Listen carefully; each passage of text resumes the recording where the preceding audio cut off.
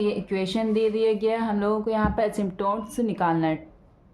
सबसे पहले यहाँ पर हम लोग n मान लेंगे। n क्या होता है? सबसे हाईएस्ट ऑर्डर डिग्री होता है। तो यहाँ पर हाईएस्ट ऑर्डर डिग्री क्या है? 3 है।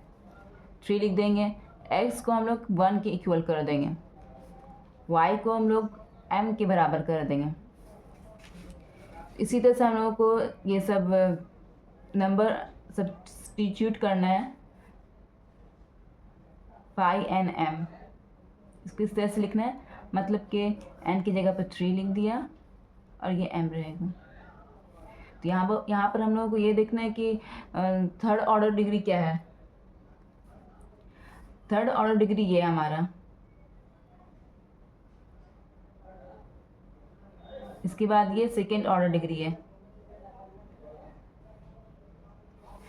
थर्ड ऑर्डर डिग्री मैंने यहाँ पर लिख दे रहे हैं clear, S cube plus 2x² y minus xy² minus 2y cube है।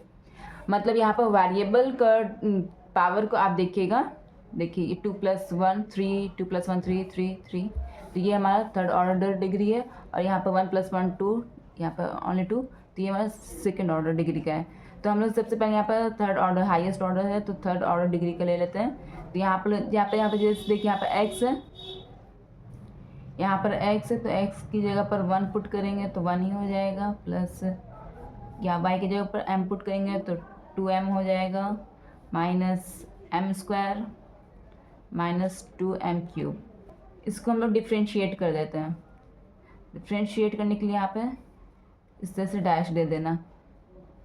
ये कांस्टेंट 0 हो जाएगा इसका, प्लस ये 2 हो जाएगा इसका, 2m माइनस 6m²। इसी तरह से हम लोग n-1 ऑर्डर डिग्री का निकालेंगे, यानी सेकेंड ऑर्डर डिग्री का। सेकेंड ऑर्डर डिग्री मेरा ये है minus 3xy plus 3y²। Values put कर देंगे, माइनस 3m प्लस 3m²।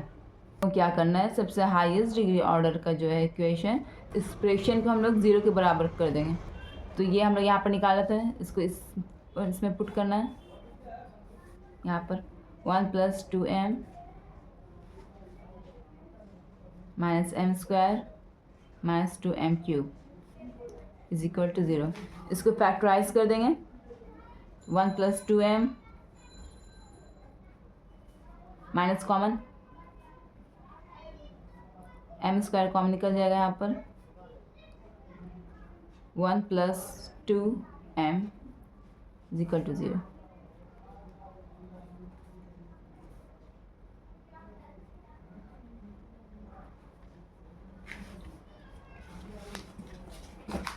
इस तरह से यहाँ पर हमारा m का 3 वैल्यूज निकल कर आएगा।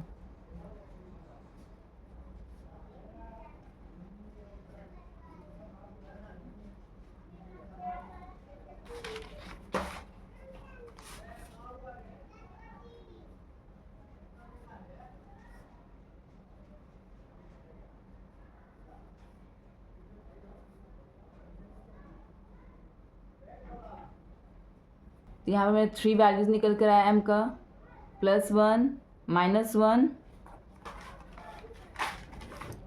-1/2। अब हम लोग यहाँ पर निकालेंगे c फॉर कांस्टेंट। इसका फॉर्मूला होता है -φn-1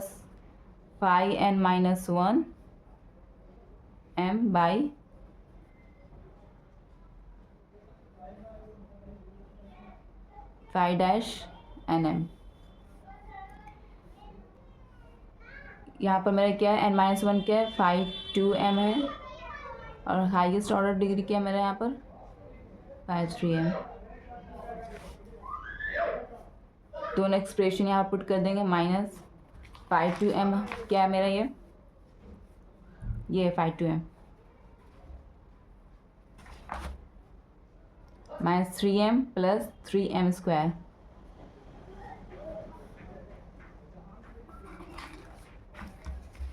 यहाँ पर डिफ्रेंशिएट किया था तो हमारा ये एक्सप्रेशन निकला हाईएस्ट ऑर्डर डिग्री का, 2 - 2m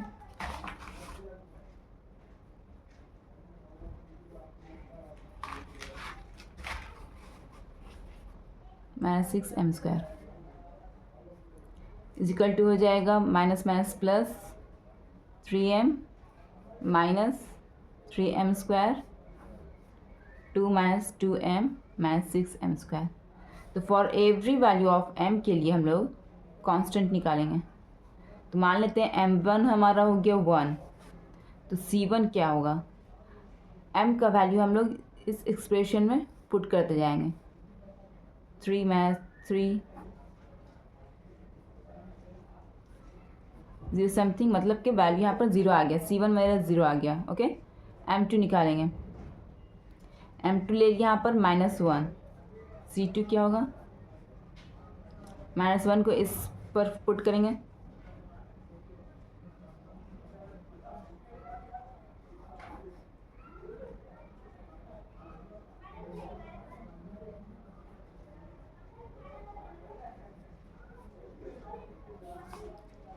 c2 मेरा 3 निकल गया। अब m3 निकालेंगे। m3 मेरा हो गया -1/2, m3 -1/2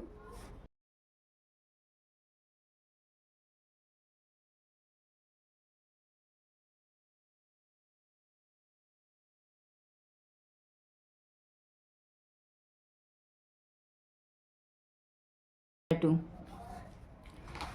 तो यहाँ पर मेरा 3 इक्वेशन निकलेगा एसिम्प्टोट का। m1 1 था तो c1 मेरा 0, तो y is equal to mx plus c। इस फॉर्मूला पर हम लोग पुट करेंगे। y m का वैल्यू 1 है तो ये सिर्फ x होगा प्लस 0, यानी y is equal to x। एक इक्वेशन निकला। Second, m2 is equal to -1, c2 is equal to 3 था, तो इस इक्वेशन में हम लोग पुट करेंगे एवरी m और c का value. y is equal to -x plus 3। Second equation, y is equal to -x plus 3। Third m3 का था, m3 is equal to -1/2, c3 is equal to -3/2। y is equal to m का value put करेंगे -x/2 -3/2। LCM लेकर cross multiply होगा तो 2y is equal to -x -3। ये मेरा third equation हो गया। ये 3 इक्वेशन हमारा आंसर हो गया।